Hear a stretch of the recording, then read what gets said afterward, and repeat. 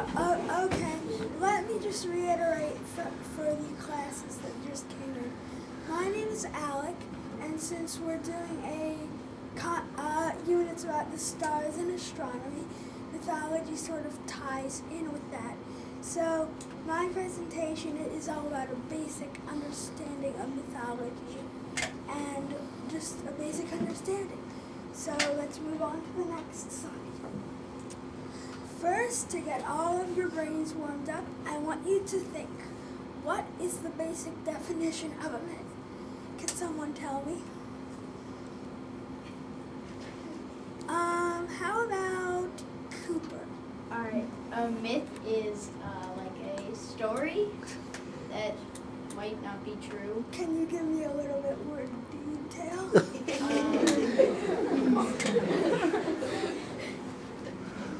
I don't think I can. Well, that's okay. A myth is basically a story that, depending on the culture, many people thought it to be true, and it was for them, it was a rational way to explain what was going on in the universe and the world around them. Okay, now, in mythology, there were these supernatural beings called gods who had supernatural powers and were much stronger than ordinary beings. Let's move on to the next slide.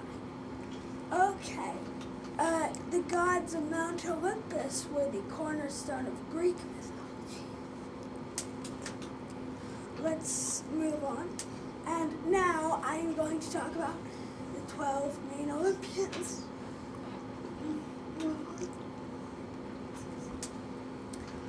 First, we have Zeus. He was the ruler of the gods, and he was usually very benign, meaning he didn't harm people, but if he sensed that something was going on was bad, or someone was doing something bad, he would hurl thunderbolts at them. And a cool fact about him is that you could still see the temple of Zeus way back from ancient Greece today. Next slide. Then we have Poseidon, who was the brother of Zeus. He was the god of the sea, and he created horses out of sea foam. Also, Orion was his son, which I think is pretty cool because it's our team mascot. Go team! Okay, and a cool fact is many water-oriented companies, such as swimming pool companies and fish companies, use aspect of Poseidon in their logo. Next slide. Okay, then we have Hades. He was the god of the underworld. Now, the underworld was the place where people's souls went when they died. Let me see. He was, next is Hera. She was the wife and sister of Zeus, which I know is pretty strange. The marriage system wasn't really that tight back in the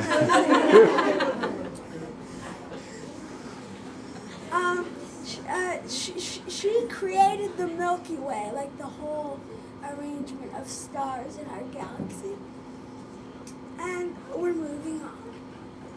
Next, we have Demeter. She is basically like Mother Nature.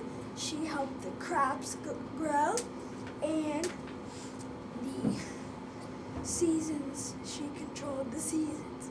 A cool fact about her is that her Roman name was Ceres, which originated into cereal, the grain that we eat. Next, we have Ares, the god of war. He was mostly disliked by the Greeks. They didn't pray to him a lot, and ironically, he married Aphrodite, the goddess of love. Next, we have Athena, which was a very, very important goddess to the city-state of Athens. She was the goddess of wisdom, the goddess of handicrafts, such as sewing and weaving, and war. Not like Ares, though. She was the beneficial side of it. Okay, a cool fact is that her best friend was Nike, goddess of victory. Now, doesn't that sound familiar? Doesn't that? Can anyone tell me where that name is from? You in the back. The clothing brand? You're close, but it's actually the shoe brand. The shoe brand.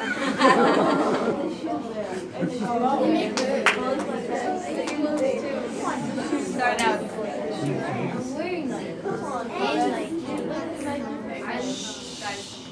Okay, moving on. Next we have Apollo. He's the god of light, and he controlled many other aspects of the Greek culture, such as poetry, medicine, etc. And a cool fact about him was that he drank the food and drink of the gods, and went from, this is a little creepy, ready? He went from a baby to a man in one day by drinking that. Okay. Moving on, next we have Artemis, the goddess of the hunt. She had the power, by loosening her arrows on someone, to make them exceptionally healthy or deathly sick. She was also the protector of wild animals. And also, a cool fact about her was that she was said to drive the chariot of the moon across the sky every day. Next. Okay. Next, I'm sure all the guys will like this one. Aphrodite! Next, we have Aphrodite, the goddess of love. If she walked in here right now, all the guys, their tongues would probably fall out of their mouths. and they would just like staring at her. They wouldn't know what to say. She gave, her son was Cupid, which is the god of love. And this probably makes sense. Wherever she walked, flowers sprang up.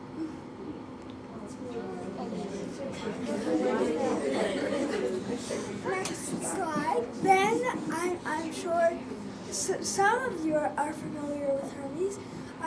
He was the messenger god, and he delivered messages to the other gods from Zeus, and he was basically just one big huge mailman for all the gods of Olympus.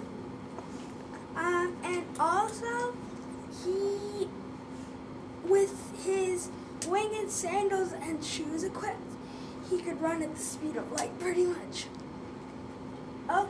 Okay. Then we have Hephaestus. Something unique about him, actually, is unlike all the other gods who were beautiful and pure and stuff, he was a little deformed and crippled from all his years of working at the forge. He was a god of fire and a god of technology. He always wanted to make everyone happy. Like, the gods would fight a lot, and at one of their feasts, they were fighting. So Hephaestus, he just sort of hobbled around the table, refilling everyone's wine cup, and then they all laughed and forgot about their feud. So he was just like a general peace giver on all of this. Next slide. Okay.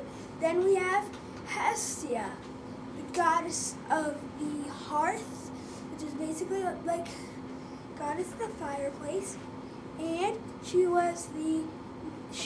taught humans how to build houses, which is pretty neat.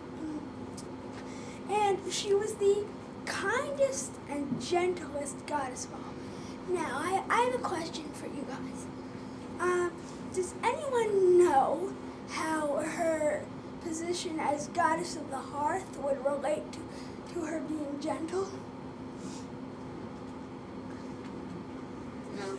Well, I'll give you guys a hint, and then I'll tell you the answer if you still can't get it. Think of how you feel when you're near a fireplace.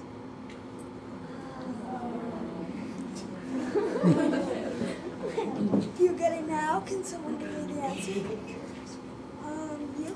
Was she warm? Yeah, she had like a general warm presence, and people felt very, very peaceful. And she was generally the goddess of peace. Next slide. Okay, then we have Dionysus, god of wine, and general ecstasy.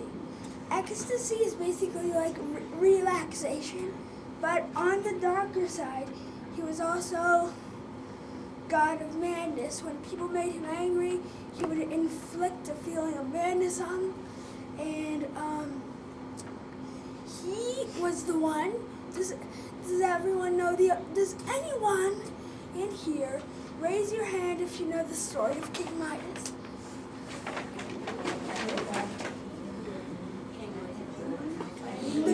The guy who had the golden touch.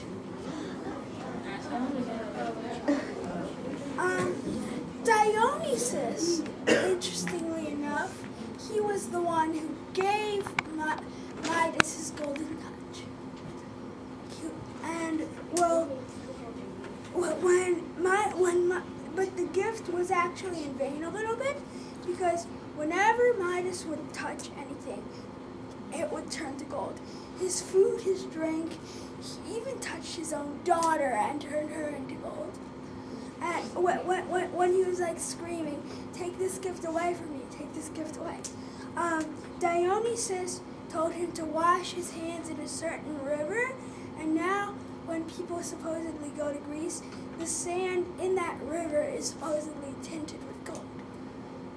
So that's their way of explaining why the sand in that river is gold. Now, this is some recommended reading.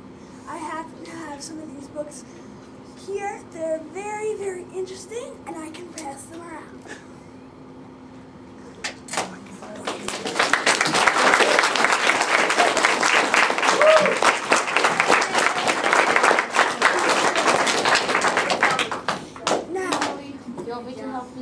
Now, does anyone have any questions, comments, or criticisms? Cooper. How long did it take you to learn all this stuff? Not very long. I taught myself, actually. Mrs. Belcher? Was there another option Just pass them. besides the underworld? I think so. Yes, actually. The very, very, very, very, very good heroes went up straight up to Mount Olympus, and they became gods, pretty much. Alec, out of the 12 that you did, which was your favorite? Zeus. Would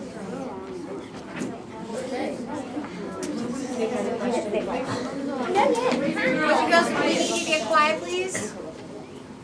You said that, I think Aphrodite was Goddess of love, yes. yeah, I think you said she was the sister of Cupid.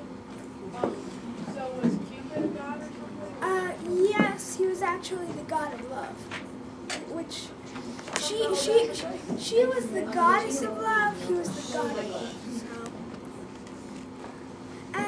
and Cupid also had two other brothers, but that's a little complicated. All I can say is Cupid's brothers were different aspects of love. They were gods of different aspects of love. Does anyone have any other questions?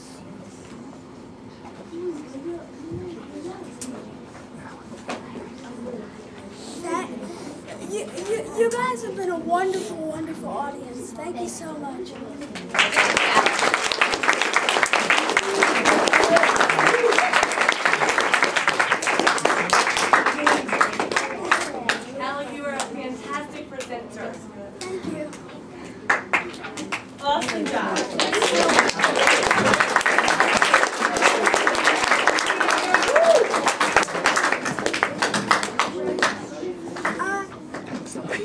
And I would like to give some thanks to certain people out there.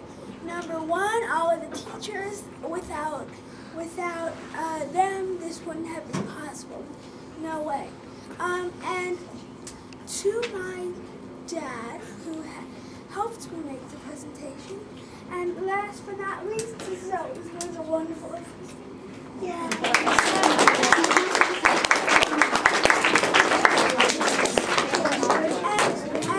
But before we wrap up, we actually have one last thing. We have some posters to pass around, which is basically just a review of all the concepts I've done. Thanks. I'm a little nervous and sweaty.